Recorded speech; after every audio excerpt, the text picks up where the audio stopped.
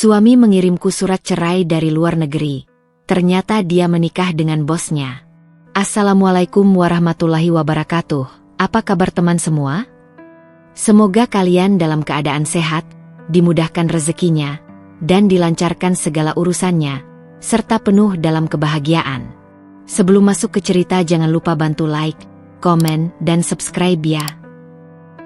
Bandara Soekarno-Hatta pagi itu diselimuti cahaya jingga yang hangat, tapi di dada Sari, yang terasa justru dingin dan berat.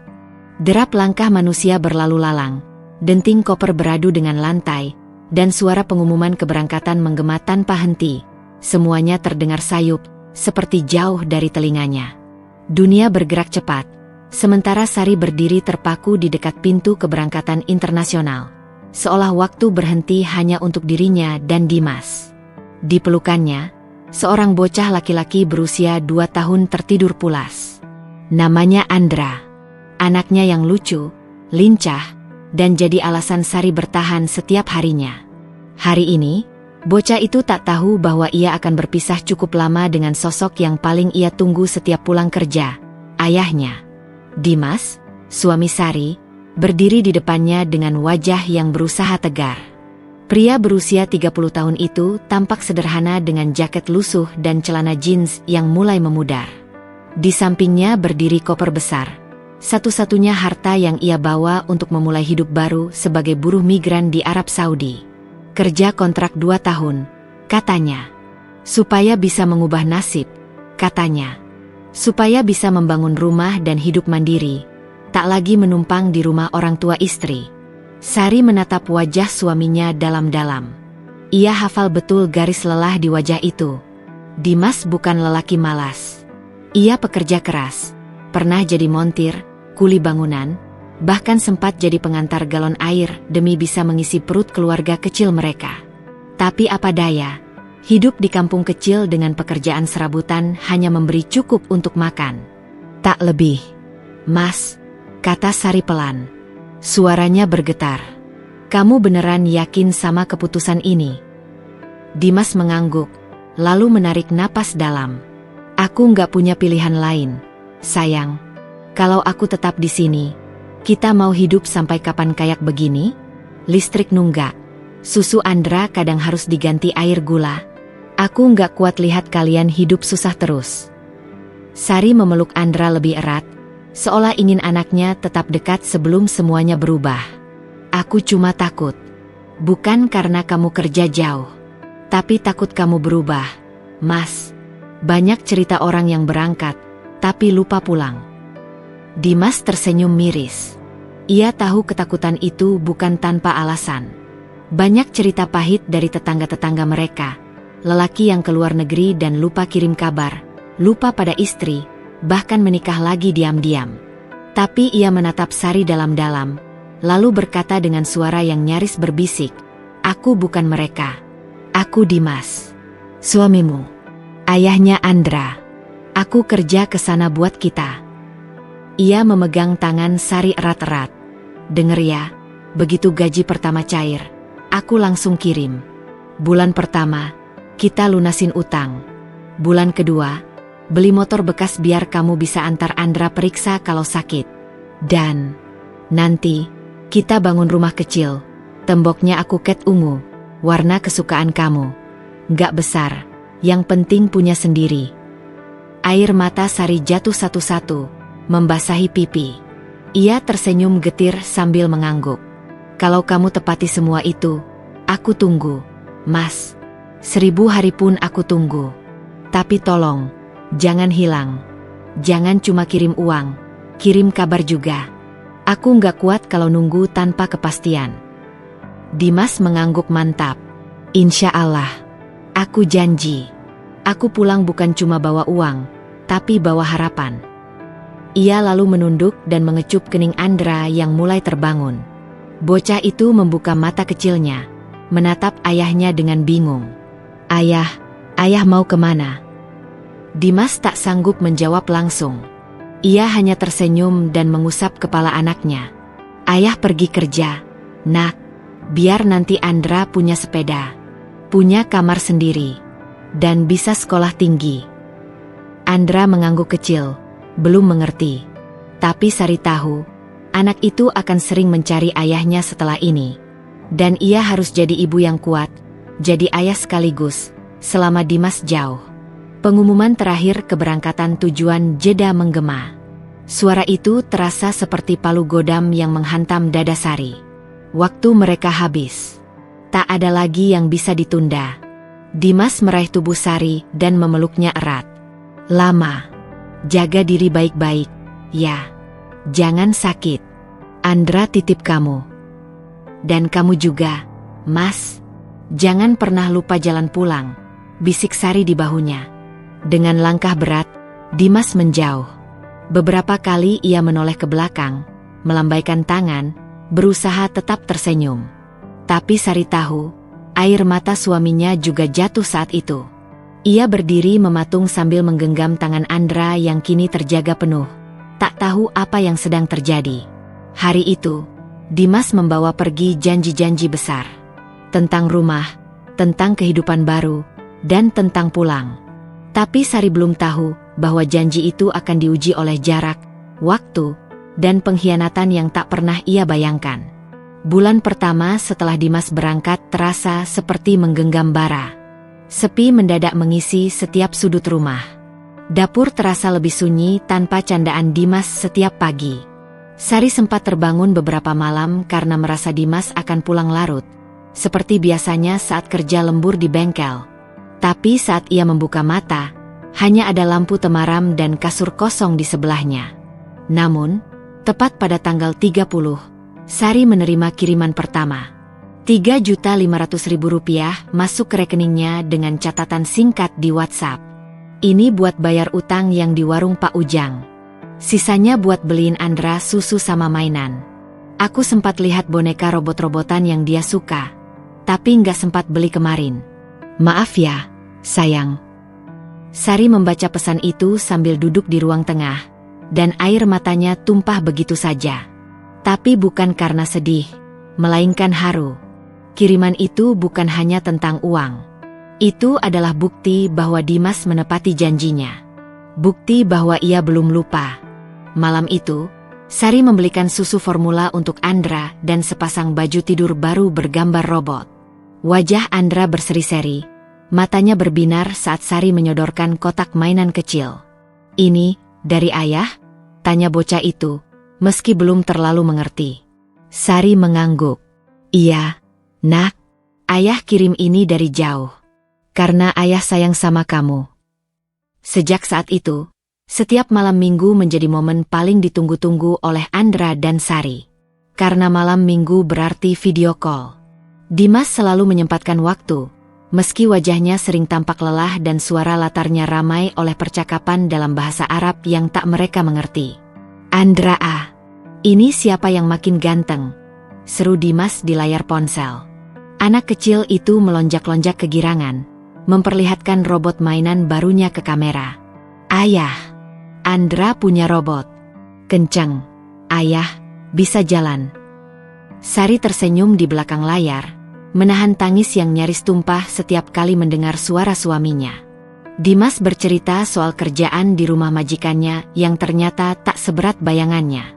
Ia jadi sopir pribadi untuk keluarga besar yang tinggal di Riyadh. Rumah besar, mobil mewah, tapi jam kerja panjang. Tapi ia bersyukur, karena majikannya baik dan makanannya cukup. Aku masih belajar bahasa Arab sedikit-sedikit. Tapi kata bosku, aku sopan. Jadi disukai, ujar Dimas malam itu. Wajahnya tampak lebih kurus tapi matanya tetap hangat. Sari menatap layar ponsel, memperhatikan suaminya seperti ingin mengukir wajah itu dalam ingatannya. Yang penting kamu sehat, Mas. Uang bisa dicari, tapi aku nggak mau dengar kamu sakit atau kecapean. Mereka bicara lama malam itu, hingga Andra tertidur di pangkuan ibunya. Dimas menatap putranya yang terlelap, lalu wajahnya berubah hening. Aku kangen peluk kalian, sayang. Tidur rasanya dingin banget di sini. Sepi. Aku rindu rumah. Sari terdiam. Tangannya meremas kain daster yang ia kenakan. Ia ingin menjawab, tapi suaranya tercekat. Yang keluar hanya isakan pelan. Ia pun menunduk, menyeka air mata dengan punggung tangan. "Jangan nangis," ucap Dimas lirih. "Aku di sini karena kamu kuat. Jangan bikin aku lemah." Sari mengangguk pelan. Dalam hati, ia ingin menjawab, "Aku juga rindu. Aku bahkan tak bisa tidur tanpa bayanganmu." Tapi ia tahu, itu hanya akan membuat mereka sama-sama rapuh. Hari-hari berlalu dengan cepat. Bulan kedua, Dimas kembali mengirim uang. Jumlahnya tetap sama, tapi kini ditambah catatan kecil. "Ada sisa sedikit, beliin Andra sepatu baru. Dan kamu juga, jangan terus pakai daster yang robek di ujung lengan itu." Sari tertawa kecil saat membaca pesan itu. Dimas memang tak pernah lupa pada hal-hal kecil. Bulan ketiga, Sari mulai menyicil pembelian bahan bangunan, batako, semen, dan pasir, untuk pondasi rumah kecil mereka yang selama ini hanya bisa mereka impikan. Ia bahkan mencatat semua pengeluaran di buku tulis dengan rapi, agar bisa menunjukkan ke Dimas nanti, sebagai bukti bahwa uang itu digunakan sebaik mungkin. Namun di balik semua itu, rindu tumbuh liar. Dandra mulai sering bertanya, "Ayah pulangnya kapan?" Dan Sari hanya bisa menjawab, "Nanti kalau rumahnya sudah jadi, ayah pulang, nak." Setiap kali video call berakhir, Sari menatap layar yang kosong beberapa detik lebih lama dari seharusnya. Seolah berharap wajah itu muncul lagi. Suara itu terdengar lagi. Tapi yang ada hanya sunyi. Dan di balik senyum Sari setiap malam minggu, ada genangan air mata yang ia sembunyikan dari Andra. Rindu, rupanya, adalah harga yang harus dibayar mahal untuk sebuah mimpi. Dan tanpa ia sadari, perlahan-lahan, angin mulai berubah arah. Sudah 2 minggu lebih sejak video call terakhir dari Dimas. Dan hari ini, tepat 3 bulan berlalu sejak kiriman terakhir masuk ke rekening Sari. Ia memandangi layar ponselnya yang kosong dari notifikasi. Tak ada pesan. Tak ada panggilan. Tak ada bukti bahwa suaminya di luar sana masih ingat rumah, istri, dan anak yang menunggu setiap malam dengan doa. Di dapur, kompor menyala pelan. Panci kecil menghangatkan air untuk menyeduh mie instan yang dibelah 2, cukup untuk sarapan Sari dan Andra. Bocah kecil itu kini sudah mulai paham makna kehilangan sementara. Tapi yang ia tidak tahu, kata sementara bisa berubah menjadi selamanya, jika janji mulai dilupakan. "Andra mau susu, Bu," ucapnya pelan sambil duduk di bangku kecil dekat pintu. Sari menoleh dan memaksakan senyum. "Iya, nak. Nanti ya, kita beli siang. Uangnya nunggu ibu jualin roti dulu pagi ini." Ia baru saja menerima stok titipan roti dari tetangganya yang punya usaha rumahan. Roti isi coklat dan keju, dijual dari pintu ke pintu. Itulah satu-satunya cara Sari bertahan sejak kiriman Dimas tak lagi datang. Mulut-mulut tetangga yang dulu diam, kini mulai berbisik saat ia lewat. Bahkan, beberapa terang-terangan bertanya, "Loh, Sari, Dimas belum kirim uang lagi, ya?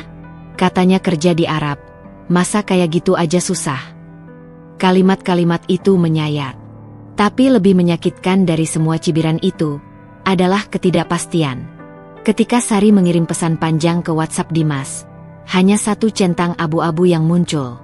Ketika ia menelepon, terdengar suara robot. "Nomor yang Anda tuju sedang tidak aktif."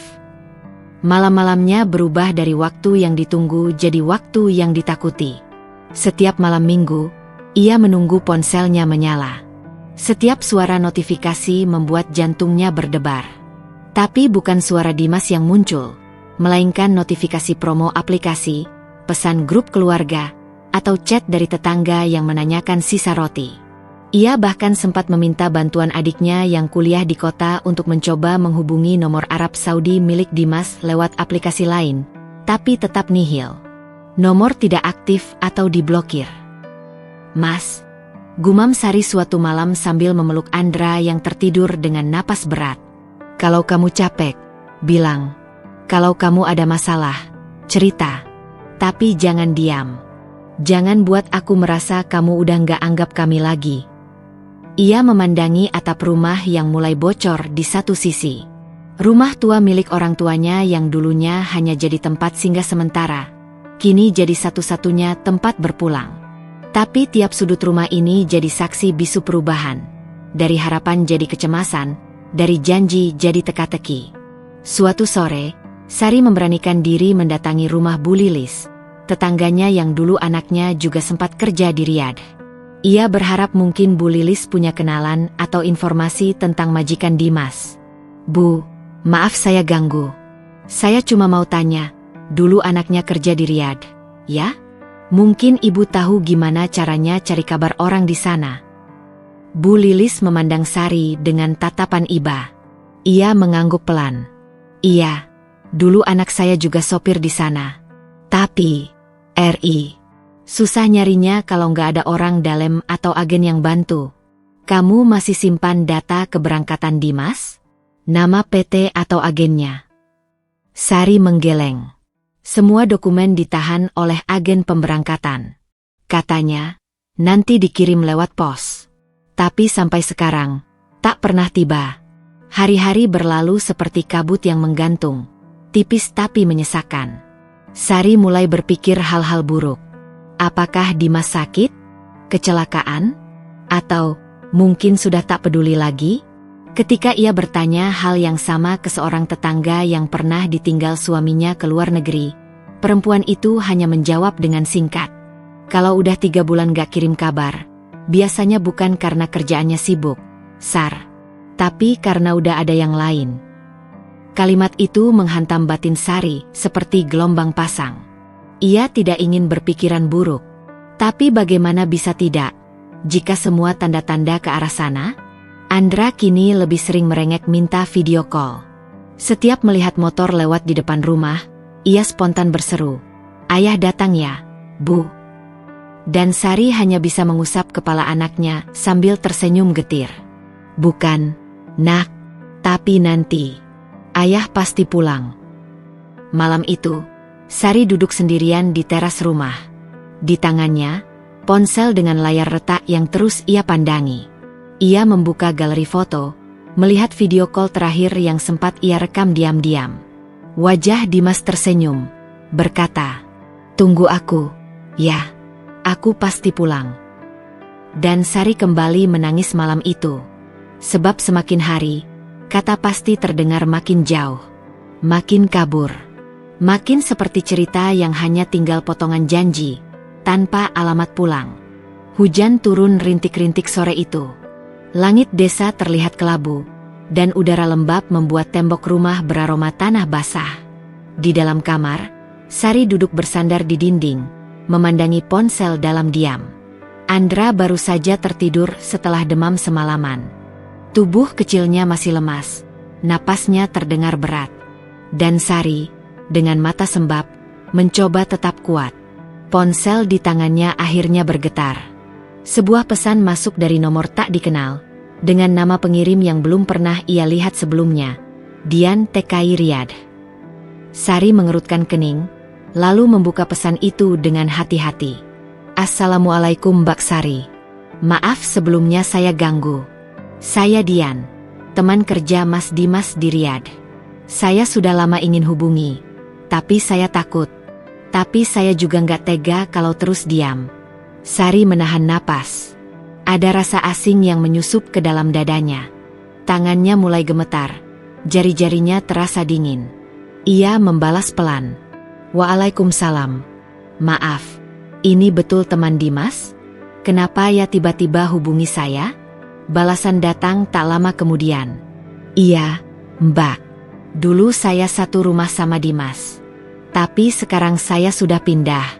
Saya cuma mau kasih tahu, karena saya kasihan lihat Mbak masih sering upload foto Andra dan Mas Dimas. Padahal..." Sari membeku. Matanya terpaku pada 3 titik mengetik yang masih berkedip di layar.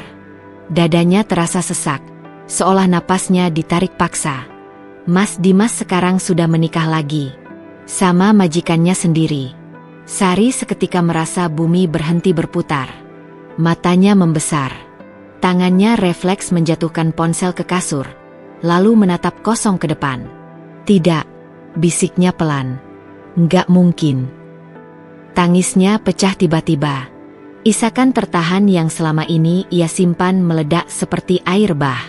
Ia merasa seluruh dirinya runtuh, luluh, hancur.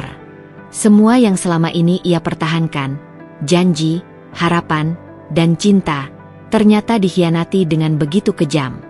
Tangan Sari bergetar saat ia mengambil kembali ponsel dan membalas. Kamu bohong, ya? Mas Dimas nggak mungkin. Dia janji mau bangun rumah, mau pulang, mau temani Andra. Dian membalas cepat. Saya paham. Tapi saya lihat sendiri, Mbak. Saya yang bantu dia pindahan ke rumah majikannya. Mereka nikah diam-diam. Katanya biar dapat izin tinggal tetap dan bisa kerja legal. Tapi setelah itu, Mas Dimas berubah. Nomor yang lama dia buang. Saya nggak tega. Maaf banget. Kata-kata itu menusuk dada Sari lebih dalam daripada yang ia bayangkan. Bukan hanya soal pengkhianatan, tapi tentang bagaimana Dimas membuangnya dan Andra begitu saja, seperti beban yang tak lagi berguna. Hujan di luar mulai deras. Sari berdiri dan berjalan keluar kamar, berdiri di bawah atap seng yang bocor. Air menetes deras ke tanah, menggenang di depan rumah. Ia menengadah ke langit. Dalam hatinya, ia bertanya, apa aku selama ini terlalu percaya? Apa aku terlalu bodoh mencintai seseorang yang ternyata bisa menghapusku secepat itu? Malam itu, Sari tidak tidur. Ia hanya duduk di ruang tamu, memeluk Andra yang masih demam. Bocah itu mengigau, "Ayah, jangan pergi."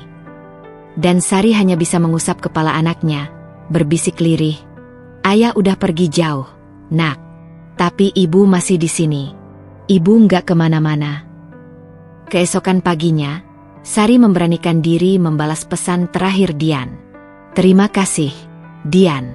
Setidaknya kamu kasih tahu saya kebenaran. Saya udah nggak nunggu Dimas lagi. Tapi saya janji satu hal, saya akan bangkit. Saya akan buat hidup saya dan anak saya tetap layak, tanpa dia." Dan saat itu pula, untuk pertama kalinya dalam 3 bulan, Sari berdiri tegak. Bukan sebagai istri dari Dimas, tapi sebagai perempuan yang telah dikhianati, dan kini siap bangkit dari reruntuhan cinta yang patah. Satu persatu tetesan hujan turun di atas genteng tua rumah Sari. Suaranya pelan, tapi cukup untuk mengusir keheningan pagi yang aneh. Di atas meja kayu di ruang tengah, segelas teh manis yang baru diseduh mengepulkan uap. Tapi Sari tak menyentuhnya. Matanya terpaku pada layar ponsel yang menampilkan sebuah notifikasi dari grup WhatsApp keluarga besar. "Sari, ini beneran Dimas? Ya Allah, tega banget." Pesan itu disertai sebuah foto. Sari nyaris tidak bisa bernapas ketika melihatnya. Dimas, mengenakan gamis putih, dengan sorban melingkar rapi di kepala. Di sebelahnya, seorang perempuan muda berdiri tersenyum, berkulit cerah, mengenakan gaun pengantin tradisional Arab. Di belakang mereka, sebuah backdrop dengan tulisan Arab berbunga-bunga, Al-Ursi Mubarak. Pernikahan bahagia. Tangannya gemetar saat mengusap layar ke atas. Foto lain muncul. Video berdurasi 3 menit. Ia menekan play dengan jari gemetar. "Kabiltu nikah hahaha." Suara Dimas terdengar jelas, gugup, tapi mantap. Setelah kalimat terakhir, terdengar tepuk tangan dan tawa. Kamera sedikit bergoyang, merekam Dimas mencium kening wanita itu. Sari tak sanggup menonton lebih lama. Ia melempar ponsel ke atas sofa dan mundur beberapa langkah, terhuyung. Tubuhnya terjatuh di lantai keramik yang dingin. Tangisnya meledak, tanpa suara pada awalnya, hanya tubuh yang terguncang dan bahu yang bergetar hebat. Kemudian suara isakannya keluar perlahan, seperti desahan orang sekarat. Ia menutup wajahnya dengan kedua tangan, berusaha menahan kenyataan yang telanjur menghantamnya dengan kasar. Semua janji yang pernah Dimas ucapkan dulu, tentang rumah impian, tabungan bersama, tentang pulang saat Andra masuk SD, ternyata tidak lebih dari kebohongan indah. 1 jam berlalu. Di luar, suara motor berhenti di depan rumah. Tetangga mulai berdatangan. Ada yang mengetuk pintu. Sari belum sempat menjawab, tapi mereka sudah masuk tanpa permisi. Assalamualaikum, Sar. Ya Allah, kamu sabar ya. Aku juga baru lihat videonya tadi pagi. Langsung kaget. Itu Dimas, kan? Ujar Bu Rina, tetangga sebelah yang dulu sering meminjam minyak goreng. Sari hanya bisa menunduk. Wajahnya masih basah. Ia tak sanggup bicara, apalagi menjelaskan. Duh, padahal kamu setia banget. Loh, tiap hari jualan, ngasih kabar ke Dimas, ngasuh anak sendirian. Tapi ya gitu, laki-laki kalau udah tergoda. Sahut yang lain dengan nada seolah prihatin, padahal matanya memancarkan kepuasan karena jadi yang pertama menyebar kabar. Seolah hidupnya adalah bahan tontonan. Malamnya, Andra baru pulang dari mengaji. Bocah itu masih mengenakan peci kecil dan sarung. Ia duduk di pangkuan ibunya sambil memainkan rambut Sari yang panjang dan mulai kusut. Ibu, teman-teman tadi bilang, ayah nikah lagi, ya? Tanyanya pelan. Sari menoleh cepat. Hatinya seperti ditusuk pisau kecil. Andra dengar dari siapa? Suaranya nyaris tak keluar. Dari Rian. Katanya, ibunya lihat video ayah di HP. Andra menatap Sari, matanya berkaca-kaca. Apa benar, Bu? Sari menghela napas panjang. Ia ingin bohong, tapi hatinya sudah terlalu lelah. Ia menatap mata anaknya, mata yang dulu begitu mirip dengan ayahnya. Kini, tatapan itu penuh luka yang bahkan anak kecil pun tak pantas rasakan. Benar, Nak, jawab Sari pelan. Ayah udah punya keluarga baru di sana. Andra terdiam. Air matanya jatuh tanpa suara. Lalu tiba-tiba ia berkata, berarti, ayah nggak sayang Andra lagi. Jangan bilang begitu. Sari memeluk anaknya erat. Kamu anak yang baik. Kamu sangat berharga. Ibu di sini selalu sayang sama kamu. Tapi malam itu, Andra tidak bisa tidur. Ia hanya menatap langit-langit sambil sesekali menyeka air mata. Dan Sari, untuk kesekian kalinya, menahan tangis dalam gelap, meraba luka yang semakin dalam di dada anaknya. Luka yang seharusnya tak dimiliki anak seusia itu. Beberapa hari kemudian, video pernikahan Dimas semakin tersebar luas. Facebook, TikTok, bahkan akun gosip TKI mulai membicarakan cowok Indonesia yang beruntung dapat istri orang Arab. Di kolom komentar, orang-orang mengaguminya, menyebut Dimas pintar, keren, bahkan naik level. Tak ada yang tahu bahwa Dimas meninggalkan seorang istri dan anak di Indonesia, tanpa kabar, tanpa nafkah, tanpa penjelasan. Dan yang paling menyakitkan bagi Sari, Dimas sendiri yang mengunggah video itu. Dengan caption berbunyi, akhirnya, hidup saya dimulai dari sini. Dari Tanah Suci, dengan pasangan yang Allah pilihkan. Doakan kami. Sari merasa ingin berteriak. Ingin menjerit pada dunia bahwa ia bukan wanita yang gagal. Bahwa ia bukan istri yang ditinggal karena tak cantik atau tak setia. Ia adalah korban dari seorang pria yang memilih meninggalkan tanggung jawab demi kenyamanan baru. Tapi malam itu, saat semuanya terasa gelap, Sari duduk di depan cermin. Ia memandang wajahnya, lelah, mata sembab, pipi pucat. Tapi perlahan, ia berbicara pada bayangannya sendiri. Sudah cukup. Kamu sudah menangis terlalu lama. Sekarang waktunya kamu bangkit. Kamu harus jadi ibu dan ayah untuk Andra. Kamu harus kuat, bahkan kalau seluruh dunia menertawakanmu. Dan malam itu, untuk pertama kalinya, Sari tak menangis. Ia duduk diam, tenang. Tapi di balik ketenangan itu, ada api yang perlahan menyala di dalam dirinya. Api yang tak akan padam sebelum ia membuktikan bahwa dirinya bukan perempuan yang bisa dibuang seenaknya. Pagi itu, Sari duduk di depan rumah dengan wajah kaku. Di sampingnya ada ember berisi bahan mentah risoles, dan di atas meja kecil dari kayu lapuk, ia mulai menggulung satu persatu kulit dengan isian sederhana, bihun, wortel, dan sedikit ayam suwir. Tak ada lagi sisa air mata. Hanya ada gerakan tangan yang kaku tapi tegas. Seolah risoles-risoles itu menjadi pengikat terakhir hidupnya agar tetap waras. Andra masih tidur di dalam. Pelukannya malam tadi begitu erat seperti bocah yang tak ingin kehilangan apapun lagi. Sari tak ingin anaknya lapar. Tak ingin anaknya melihat ibunya menyerah. Satu demi satu gulungan disusun rapi.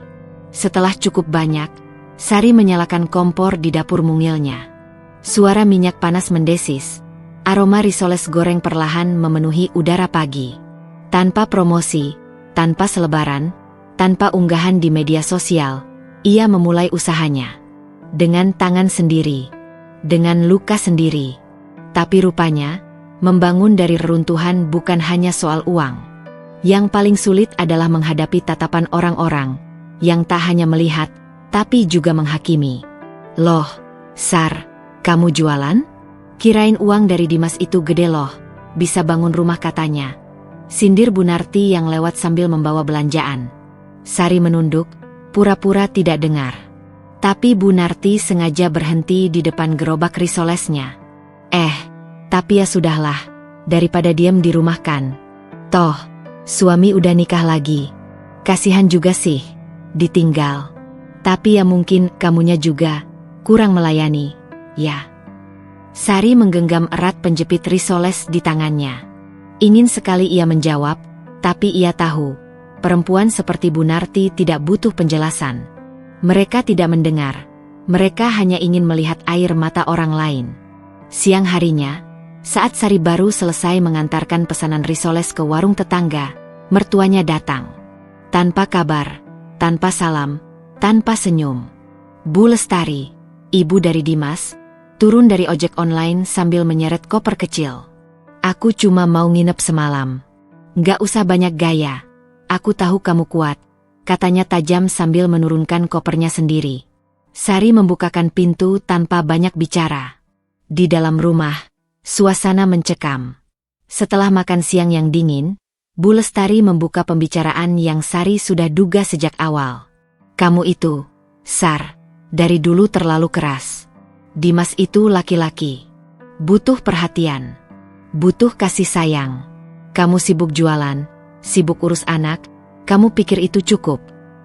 Sari menoleh. Matanya mulai memerah. Bu, saya yang ditinggal. Saya yang dikhianati. Saya yang sekarang harus kerja sendiri buat Andra. Tapi kenapa ibu nyalahin saya? Karena kamu istri. Harusnya kamu tahu cara jaga suami. Menjaga, Bu? Saya menjaga dia tiap malam lewat doa. Saya simpan uang buat kami pulang. Saya sabar saat dia tak kirim kabar. Tapi ternyata dia nikah lagi. Bu, nikah di belakang saya.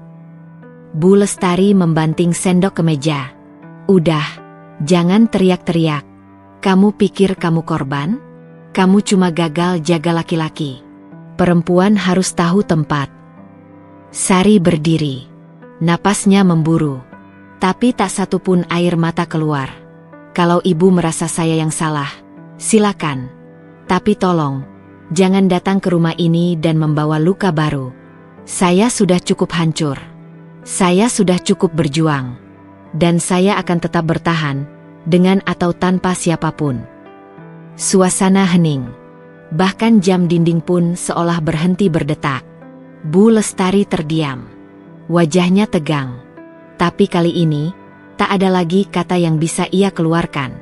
Malamnya, setelah Andra tidur, Sari duduk di beranda rumah dengan secangkir kopi pahit. Ia memandangi bintang yang tertutup awan. Hatinya tak lagi mengharapkan Dimas pulang. Yang ia pikirkan sekarang adalah bagaimana besok ia bisa menjual lebih banyak risoles. Agar Andra tetap bisa sekolah, tetap bisa makan dengan layak, tetap bisa percaya bahwa hidup ini layak diperjuangkan. Dalam benaknya, ia menulis ulang takdirnya. Tanpa suami, tanpa mertua, tanpa simpati dari dunia. Hanya ada dirinya, dan anaknya. Dan malam itu, untuk pertama kalinya, Sari menyusun rencana, bukan untuk membalas, tapi untuk bertumbuh. Ia tahu, jika hidup ingin menjatuhkannya serendah ini, maka ia akan bangkit setinggi-tingginya. Karena ia tahu, luka yang dalam bisa jadi tanah paling subur untuk menumbuhkan kekuatan.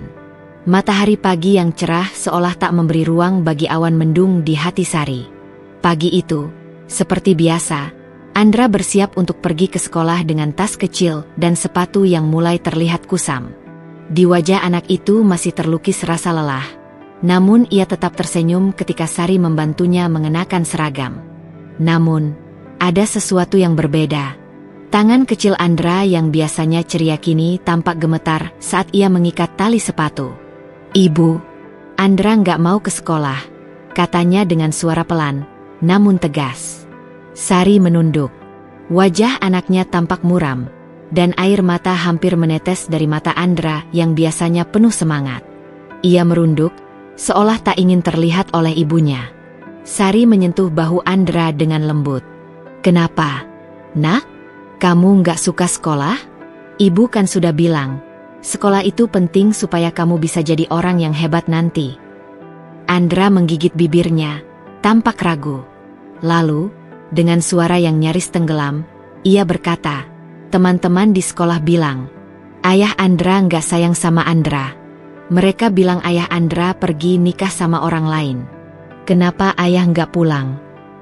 Sari merasa dunia seolah berhenti berputar. Kalimat itu terngiang dalam kepalanya. Suara Andra yang penuh kejujuran, begitu polos, begitu penuh harapan. Andra menggigit bibirnya, tampak ragu.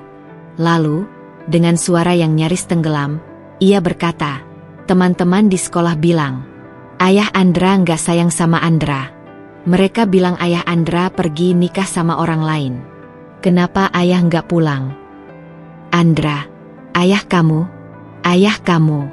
ayah sedang bekerja di sana, di luar negeri.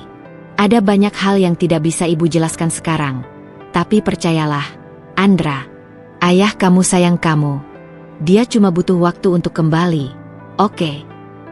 Andra mengangguk pelan, tapi mata kecilnya tidak bisa menyembunyikan rasa bingung yang begitu mendalam. Ia tahu ada lebih dari apa yang ibu katakan. Dan itu cukup membuatnya terdiam seharian di sekolah. Hari-hari berlalu dengan rasa canggung di rumah. Sari berusaha sekuat mungkin untuk menjaga suasana tetap tenang.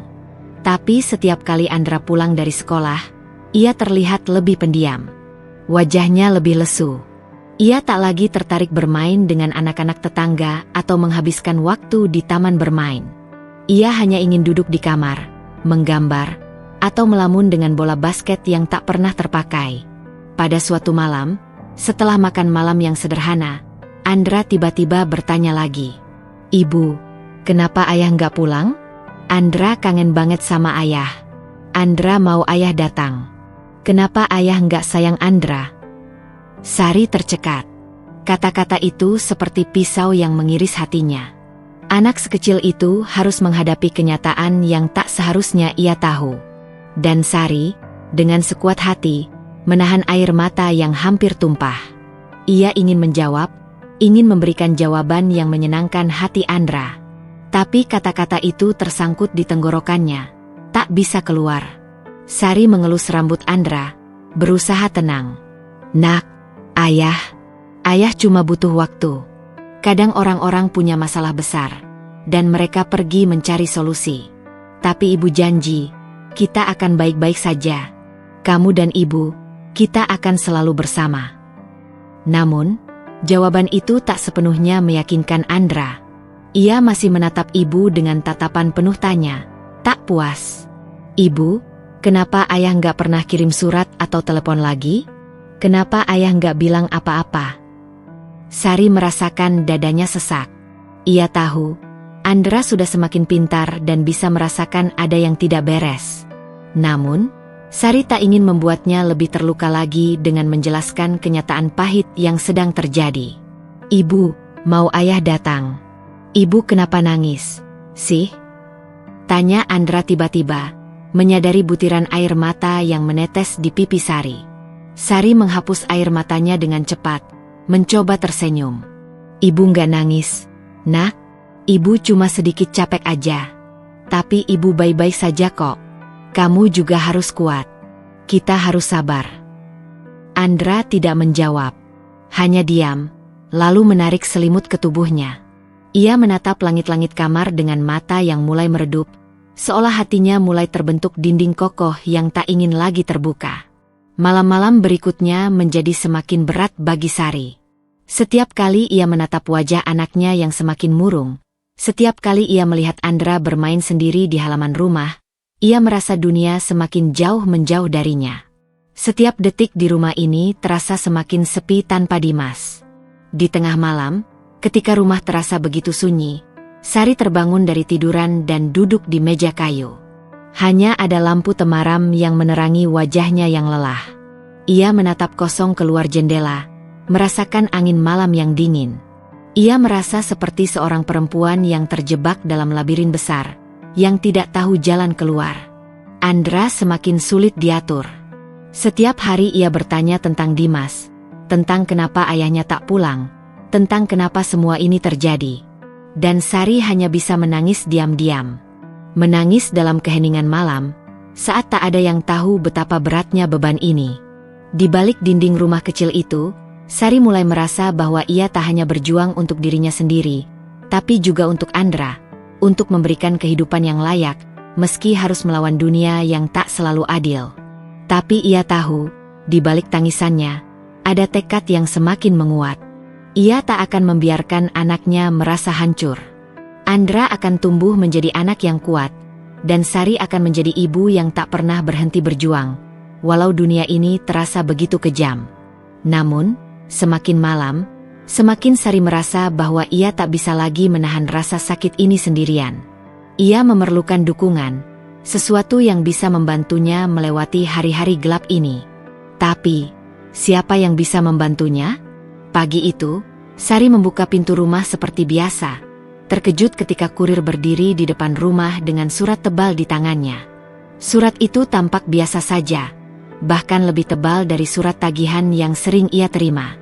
Namun, sesuatu tentang surat itu membuat jantungnya berdebar cepat. Mungkin firasatnya mengatakan ada yang tidak beres. Surat untuk Sari, ya? Tanya kurir itu, menyodorkan amplop berwarna coklat tebal. Ya, saya, jawab Sari, meskipun tangannya sedikit gemetar saat menerima surat itu. Setelah kurir pergi, Sari menutup pintu dengan perlahan. Ia berdiri di depan meja, memandangi amplop yang terbungkus rapat. Ada rasa takut yang menggelayut di hatinya. Tak tahu kenapa, tapi ia merasa perasaan ini seperti perasaan sebelum badai datang. Ia tahu, surat itu adalah jawaban yang selama ini ia tunggu, jawaban yang tak ingin ia dengar. Dengan tangan yang gemetar, Sari membuka amplop itu. Tulisan di kertasnya berformat rapi, sangat formal, seolah-olah tak ada perasaan yang tersirat di dalamnya. Seolah Dimas sudah mempersiapkan ini dari jauh hari. Semua kata-kata yang tercetak di kertas itu hanya menjadi pembacaan yang datar, tanpa emosi. Dengan ini, saya mengajukan perceraian terhadap Sari, istri saya. Kami tidak lagi dapat mempertahankan hubungan ini. Harap segala urusan administrasi diproses sesuai dengan prosedur yang berlaku. Sari terdiam.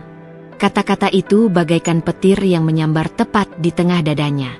Tidak ada kata, maaf. Tidak ada kalimat penjelasan, bahkan tidak ada sedikitpun perasaan kasihan pada keluarga yang telah ia tinggalkan di sini. Hanya ada huruf-huruf yang tercetak rapi, yang semakin menusuk hati. Sari duduk dengan tangan yang semakin berat memegang surat itu. Ia merasa dunia seolah memudar. Sesuatu yang dalam dirinya mulai retak, menghancurkan semua kebanggaan yang pernah ia coba bangun. Bahkan untuk memikirkan Dimas, pria yang pernah ia percayai, pria yang pernah ia cintai, sekarang terasa sangat asing. Andra yang mendengar suara ibunya terisak, berlari menghampiri dengan cepat. Ibu? Ibu kenapa? Kenapa nangis? Tanyanya khawatir. Sari mengangkat wajahnya, mencoba menahan tangisan yang hampir tak terkendali. Dengan suara tercekat, ia menjawab, Ayah nggak akan pulang, Nak. Dia nggak akan kembali lagi. Andra bingung. Kenapa? Ibu? Kenapa ayah nggak pulang? Kenapa ayah nggak bilang apa-apa? Sari memeluk Andra dengan erat, tak bisa lagi menahan rasa sakit yang merobek hatinya. Ayah, ayah sudah nggak sayang lagi sama kita. Andra, ibu nggak tahu kenapa, tapi sekarang kita cuma bisa bertahan. Kita harus kuat, nak. Andra menangis di pelukan ibunya, dan Sari bisa merasakan seluruh dunia runtuh di sekelilingnya. Hatinya tak pernah seberat ini sebelumnya. Rasanya seperti dikhianati, seolah-olah seluruh dunia ini berbalik menentangnya. Hari-hari setelah surat itu datang, Sari merasa seolah hidupnya sudah terbelah menjadi dua bagian. Di luar, ia mencoba menjalani hari-harinya dengan semangat, membuka lapak risolesnya di pagi hari, melayani pesanan-pesanan yang datang, sementara di dalam hatinya, ada kehancuran yang semakin besar. Ia tak bisa berhenti memikirkan kenapa Dimas bisa begitu tega. Lalu, setiap malam, ia akan terbangun di tengah tidur, merasa sepi, dan merasakan dingin yang meresap sampai ke tulang. Andra akan tertidur lelap, namun Sari tetap terjaga, menangis tanpa suara. Ia menangis bukan hanya untuk dirinya sendiri, tapi juga untuk Andra. Untuk masa depan yang tak pasti. Ia tak pernah membayangkan akan melalui semua ini. Ia pernah bermimpi memiliki keluarga yang utuh, rumah yang penuh dengan tawa, dan seorang suami yang akan mendampinginya hingga tua. Tapi kini, semua itu hancur berantakan. Sari kembali duduk di meja, mengingat setiap kenangan tentang Dimas, tentang bagaimana mereka pertama kali bertemu, bagaimana mereka menghabiskan waktu bersama, dan bagaimana ia pernah merasakan kebahagiaan menjadi istri Dimas. Semua kenangan itu terasa begitu jauh. Dimas yang kini ia kenal bukan lagi pria yang dulu mencintainya dengan tulus. Dimas yang ia kenal kini adalah seorang pria yang lebih memilih meninggalkan keluarganya demi kehidupan yang lebih mudah, lebih nyaman, dengan wanita yang lebih muda, dengan kehidupan yang tidak lagi membebaninya. Hari demi hari berlalu, dan meski hatinya hancur, Sari berusaha untuk tidak menunjukkan kelemahannya di hadapan Andra. Ia terus bekerja, terus mencari cara untuk bertahan. Tetapi ada satu hal yang semakin jelas. Selain rasa kehilangan, ada rasa marah yang tak bisa ia bendung. Sari merasa dikhianati. Tidak hanya oleh Dimas, tetapi juga oleh dunia. Ia merasa bahwa selama ini hidupnya hanya dipenuhi dengan kebohongan. Namun, di tengah semua itu, ada satu hal yang masih membuatnya bertahan. Anaknya, Andra. Sari tahu, untuk Andra, ia harus kuat. Ia tidak bisa membiarkan anaknya tumbuh dengan perasaan ditinggalkan dan tak berarti. Ia harus mengubah rasa sakit ini menjadi kekuatan, menjadi semangat untuk bertahan dan memberikan kehidupan yang lebih baik untuk Andra. Dimas, bisik Sari pelan di malam yang sunyi. Kamu akan menyesal. Kamu akan menyesal telah meninggalkan kami. Namun, kata-kata itu hanya terngiang dalam kesunyian. Dimas mungkin tak akan pernah mendengarnya. Tapi Sari bertekad, meskipun Dimas telah pergi, ia tidak akan menyerah. Andra membutuhkan ibu yang kuat, dan Sari akan menjadi ibu itu, apapun yang terjadi. Setelah beberapa bulan hidup dalam bayang-bayang kesedihan dan kehilangan, Sari akhirnya merasakan sebuah titik balik dalam dirinya. Setiap malam yang ia habiskan dengan tangisan, setiap pagi yang ia lalui dengan senyum yang dipaksakan, mulai membuatnya merasa lelah. Bukan hanya fisiknya yang lelah, tapi hatinya. Ia tahu ia harus berhenti tenggelam dalam kesedihan yang tak ada habisnya. Hari itu, ketika Andra kembali pulang dari sekolah, wajahnya sedikit lebih cerah. Mungkin bukan karena segala masalah yang terjadi, tetapi karena Sari mulai merasakan adanya harapan kecil yang tumbuh dalam hatinya. Andra yang dulu cemas, yang selalu bertanya-tanya tentang ayahnya, kini mulai lebih sering tersenyum dan tertawa meskipun tanpa kehadiran Dimas di sisi mereka. Andra mulai menemukan kebahagiaannya sendiri di tengah kebisuan yang menyelimuti rumah. Namun, Sari tahu, kebahagiaan itu tak akan bertahan lama tanpa perubahan. Ia butuh sesuatu untuk mengalihkan pikirannya dari rasa sakit yang semakin memuncak. Ia butuh sesuatu yang bisa mengisi hari-harinya, yang bisa memberinya arah baru. Sesuatu yang bukan hanya untuknya, tapi juga untuk masa depan Andra. Suatu hari, saat sedang duduk di depan rumah sambil menikmati secangkir teh hangat, ponselnya bergetar. Sebuah pesan masuk dari Nia. sahabat lamanya yang juga seorang single mom. Nia sudah lama menghilang, sibuk dengan urusannya sendiri setelah bercerai. Namun mereka selalu saling mendukung dalam keadaan apapun.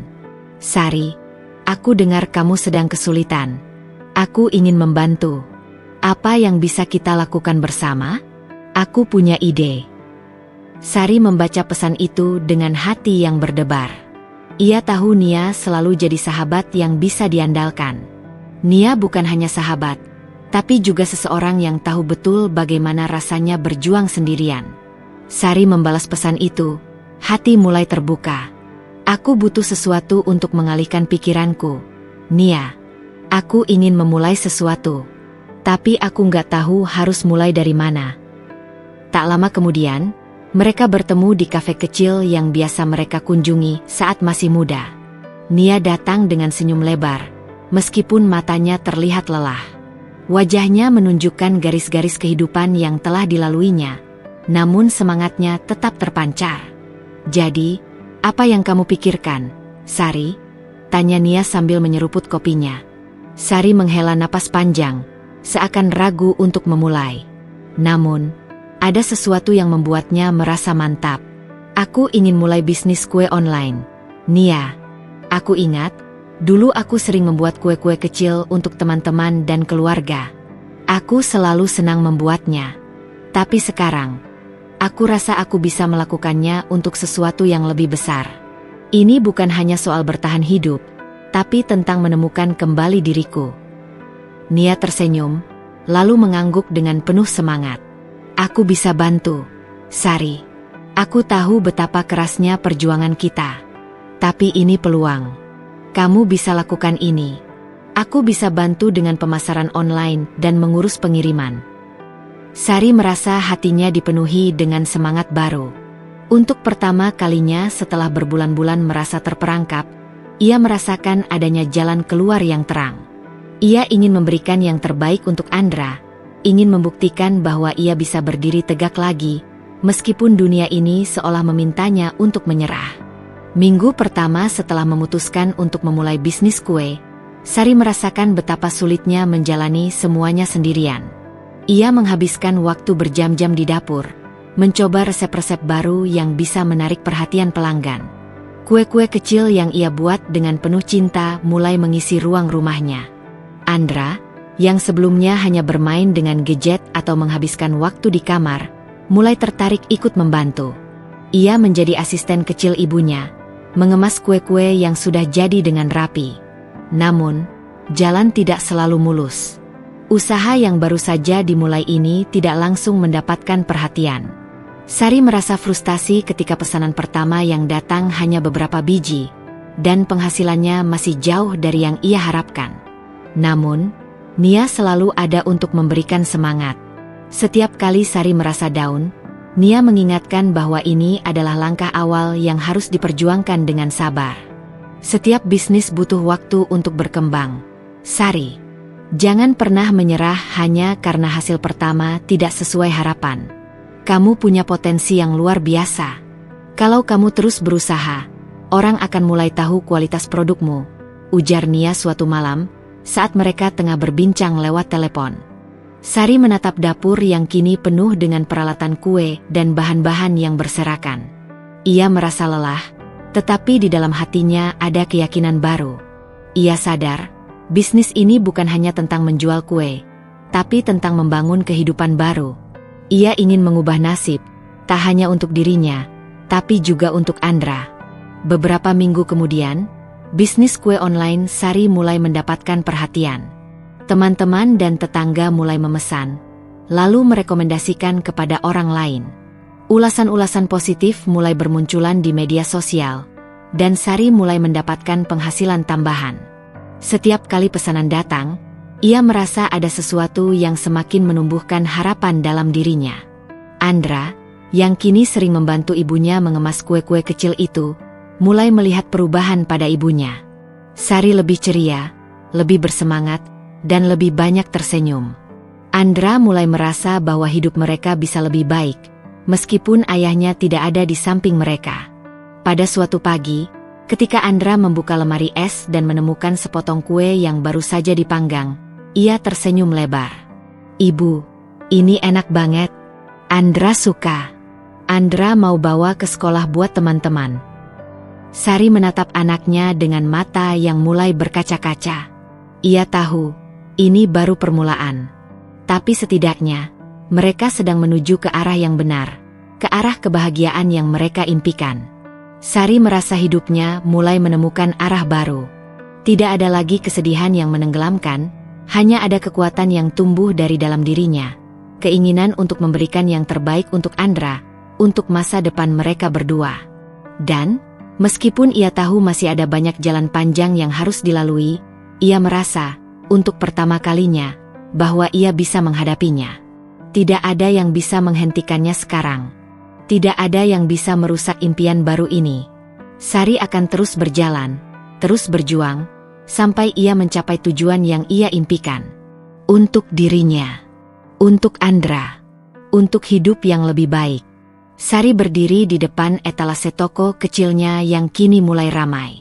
Hari itu, seperti biasa, pelanggan datang dan pergi dengan senyum puas, membawa pulang kue-kue yang baru saja dipanggang.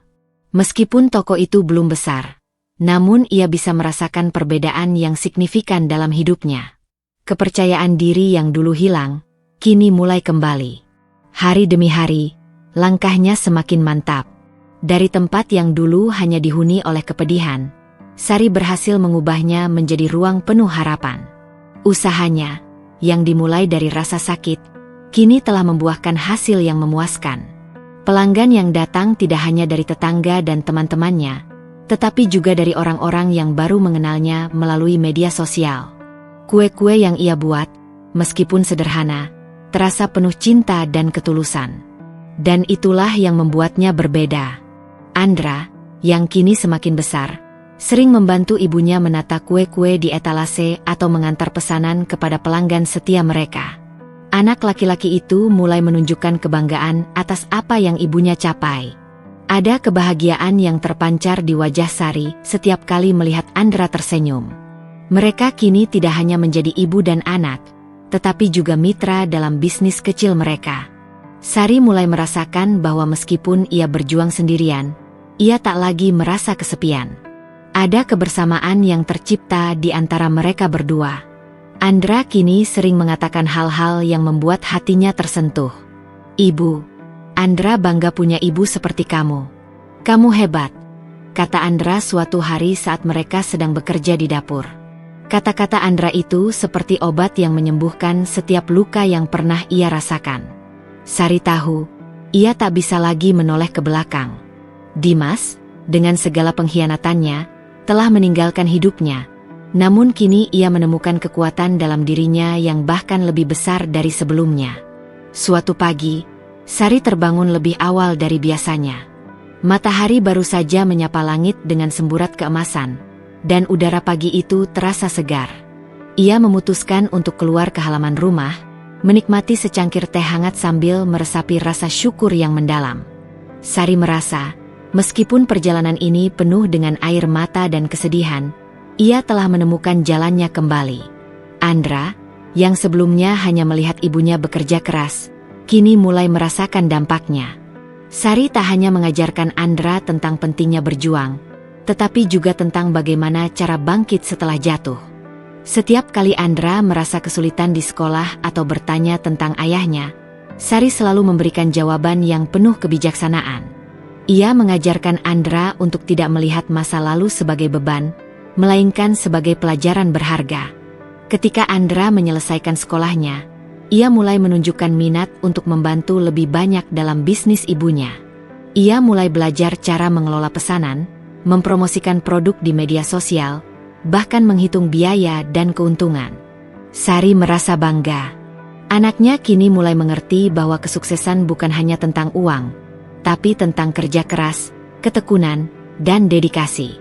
Namun, tidak semuanya berjalan mulus. Meskipun toko kue Sari semakin berkembang, ia tahu bahwa ini hanyalah awal dari perjalanan panjang. Suatu hari, saat ia sedang mengurus stok bahan baku, seorang tetangga yang dulu sering mencemoohnya datang ke tokonya. Wajahnya terlihat penuh rasa ingin tahu, seolah tak percaya bahwa Sari kini memiliki bisnis yang sukses. Ternyata kamu berhasil. Ya, Sari, aku dengar bisnis kue kamu ramai. Aku kira dulu kamu cuma main-main, tapi ternyata kamu serius ya, kata tetangga itu, mencoba menyembunyikan rasa kagumnya di balik kata-kata. Sari tersenyum tipis. Ya, aku belajar banyak. Tidak ada yang mudah, tapi aku tahu kalau aku nggak berusaha, aku nggak akan tahu hasilnya, jawabnya dengan tenang. Bisnis kue Sari berkembang lebih pesat dari yang ia bayangkan. Setiap minggu ada pelanggan baru yang datang, dan bahkan beberapa restoran lokal mulai melirik produknya untuk dijadikan salah satu menu penawaran mereka. Peluang itu semakin terbuka lebar. Sari mulai merencanakan untuk memperluas bisnisnya, membuka cabang di kota terdekat. Meskipun tantangan besar menanti, ia merasa lebih siap daripada sebelumnya. Di tengah-tengah kesibukannya, Sari mulai merasa betapa jauh dirinya telah berubah. Dari seorang istri yang patah hati, menjadi seorang ibu yang berjuang sendirian, hingga kini menjadi seorang pengusaha kecil yang penuh tekad. Dimas mungkin telah pergi, meninggalkan luka yang dalam, tetapi Sari tahu bahwa ia adalah orang yang kuat. Tidak ada yang bisa menghentikannya lagi. Suatu hari, saat Sari sedang mengevaluasi laporan penjualan, Andra datang mendekat dengan secangkir teh. Ibu, Andra ingin membantu lebih banyak. Andra ingin belajar cara jualan online juga. Kalau kita bisa jual lebih banyak, nanti kita bisa beli rumah yang lebih besar, kan? Katanya dengan wajah berbinar. Sari menatap anaknya, merasa bangga dan bahagia. Kamu pasti bisa, Andra. Kita akan bekerja keras bersama. Kita akan membangun masa depan yang lebih baik, jawab Sari dengan keyakinan yang tak terbantahkan. Pada saat itu, Sari sadar satu hal yang tak pernah ia sadari sebelumnya, bahwa luka yang pernah ia rasakan, rasa sakit yang datang dari pengkhianatan dan kehilangan, ternyata telah membentuk dirinya menjadi pribadi yang lebih tangguh. Kini, ia bukan hanya ibu yang berjuang untuk anaknya, tetapi seorang wanita yang berhasil menemukan kekuatan dalam dirinya sendiri. Sari mungkin tidak akan pernah melupakan masa lalu, namun kini ia memiliki masa depan yang lebih cerah. Dan itu semua berawal dari satu keputusan, untuk tidak menyerah, untuk bangkit, dan untuk terus melangkah maju.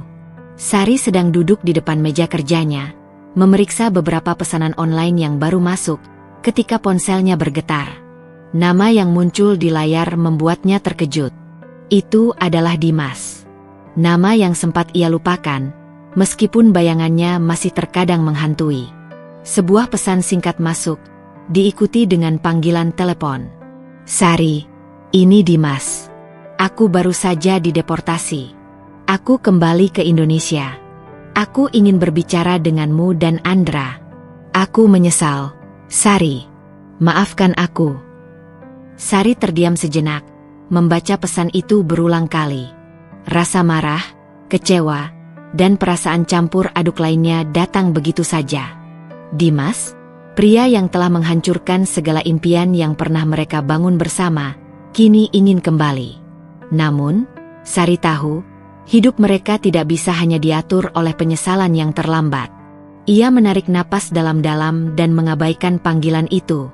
Lalu, ia membuka jendela media sosial, melihat foto-foto terbaru Andra yang sedang bermain bola di taman, senyum lebar di wajahnya.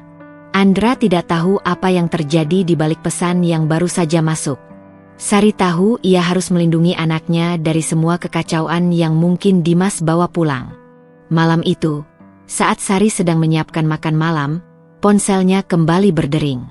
Kali ini, sebuah pesan suara dari Dimas. Dimas, Sari, aku kembali. Aku tahu aku tidak berhak untuk meminta maaf, tapi aku ingin mencoba lagi. Aku menyesal telah meninggalkanmu dan Andra. Aku ingin berbicara denganmu. Tolong beri aku kesempatan untuk menjelaskan semuanya. Sari memutar pesan itu dengan hati yang bergejolak. Rasa kesal yang ia pendam mulai meledak. Kenapa sekarang? Setelah semua yang terjadi, setelah semua luka yang ia terima, setelah ia berjuang sendirian untuk membangun hidup baru, Dimas datang dengan penyesalannya? Tidak, Sari tahu, tidak ada lagi tempat untuknya. Hari berikutnya, Dimas muncul di depan rumah Sari. Ia mengenakan kaos sederhana, rambutnya sudah mulai memutih, dan wajahnya menunjukkan tanda-tanda kelelahan. Namun, tidak ada yang bisa menghapus kenyataan bahwa pria ini adalah orang yang telah meninggalkan mereka tanpa perasaan, yang lebih memilih untuk mengejar kenyamanan dalam pelukan wanita lain. Andra, yang kebetulan ada di depan rumah, langsung mengenali sosok ayahnya yang tiba-tiba muncul. Mata Andra terbuka lebar, campuran antara kebingungan dan rasa takut. Ia tahu siapa pria ini, tapi kenapa dia datang sekarang? Kenapa setelah sekian lama? Sari berdiri di ambang pintu, menatap Dimas dengan mata yang penuh dengan kebekuan. Tidak ada rasa rindu, hanya rasa marah yang tersimpan rapat. Kenapa kamu datang, Dimas? Setelah semua yang kamu lakukan, kamu pikir kita akan menyambutmu dengan tangan terbuka? Sari berkata dengan suara tegas, meskipun hatinya sedang bergejolak. Andra sudah cukup terluka tanpa kehadiranmu. Kami tidak butuh kamu sekarang. Dimas terlihat terkejut mendengar kata-kata Sari. Ia mengira, setelah segala waktu yang telah berlalu, mungkin ia masih bisa memperbaiki segalanya. Mungkin ia bisa kembali, meminta maaf, dan semuanya bisa menjadi seperti dulu. Tapi itu hanya angan-angan belaka. Sari menatapnya dengan tatapan yang tak bisa ia artikan selain penolakan. Aku tahu aku salah, Sari. Aku telah membuat kesalahan besar, kata Dimas, suaranya penuh penyesalan. Tapi aku hanya ingin kesempatan untuk memperbaiki semuanya. Aku tahu aku sudah mengecewakanmu, tapi aku ingin membangun kembali hubungan kita, untuk Andra juga. Sari menatapnya tanpa emosi. Dimas, kamu sudah membangun kehidupanmu di luar sana. Kamu sudah punya segalanya. Tapi kamu memilih untuk meninggalkan kami. Kamu memilih untuk melupakan keluarga yang pernah kamu banggakan. Kamu datang sekarang, setelah semuanya hancur, dan berharap bisa memperbaikinya dengan beberapa kata-kata maaf? Itu tidak akan cukup. Kamu sudah memilih jalanmu. Andra berdiri di belakang Sari, menatap ayahnya dengan tatapan bingung. Kenapa kamu nggak pulang, Ayah? Andra selalu berharap kamu pulang, tapi kenapa sekarang kamu datang hanya untuk bilang maaf? Kata Andra dengan suara bergetar. Sari menoleh, melihat wajah anaknya yang penuh dengan ketidakpastian. Dalam hati, ia berjanji tidak akan membiarkan Dimas kembali merusak kedamaian yang telah mereka bangun. Andra, kamu tidak perlu khawatir. Kamu tidak perlu lagi menunggu orang yang tidak peduli padamu. Dimas terlihat terdiam, tidak tahu harus berkata apa lagi. Wajahnya menunjukkan penyesalan yang mendalam. Namun Sari tahu, semua itu sudah terlambat. Penyesalan tidak bisa menghapus rasa sakit yang ia dan Andra rasakan. Penyesalan tidak bisa mengembalikan waktu yang telah hilang. Aku minta maaf, Sari. Dimas akhirnya mengucapkan kata-kata itu dengan suara pelan, seperti sebuah pengakuan terakhir. Aku tahu aku tak punya hak lagi, tapi aku akan tetap berusaha memperbaiki semuanya. Namun, Sari tidak merasa kasihan. Dia tidak merasa harus memberi kesempatan lagi. Sudah cukup, Dimas. Kami tidak butuhmu lagi. Andra sudah cukup besar untuk mengerti bahwa kita bisa hidup tanpa kamu. Kamu adalah masa lalu yang tidak perlu diulang. Setelah Dimas pergi, Sari menutup pintu dengan perlahan, melepaskan rasa sakit yang masih ada di dalam dirinya. Andra yang masih bingung, memandang ibunya dengan mata yang penuh tanda tanya. Ibu, kenapa ayah nggak bisa kembali? Tanya Andra pelan, suaranya penuh rasa ingin tahu dan kesedihan yang ia sembunyikan. Sari memeluk anaknya erat-erat. Karena, Andra, kita sudah cukup kuat tanpa dia. Kita sudah belajar untuk hidup dengan caraku dan caramu. Ayah mungkin datang untuk meminta maaf, tapi kita tidak bisa kembali ke masa lalu. Yang penting sekarang adalah kita terus melangkah ke depan, dan tidak pernah berhenti. Di dalam pelukan itu, Andra mulai merasa sedikit lebih tenang. Sari tahu, meskipun luka-luka itu belum sepenuhnya sembuh, ia dan Andra sudah cukup tangguh untuk menghadapinya bersama. Tidak ada lagi tempat untuk Dimas dalam hidup mereka. Mereka akan melanjutkan perjalanan mereka, lebih kuat dari sebelumnya.